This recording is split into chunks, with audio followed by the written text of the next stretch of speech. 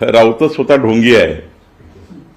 खरं तर बांगलादेशी हिंदूंच्या पाठीशी जगातला सर्व हिंदू उभा आहे, भारतातला हिंदू उभा आहे, संपूर्ण जनतेच्या तीव्र भावना आहे. राऊत ते मजाकबाजी करतायत. हिंदूच्या भावना काय, तुमच्या माझ्या भावना काय?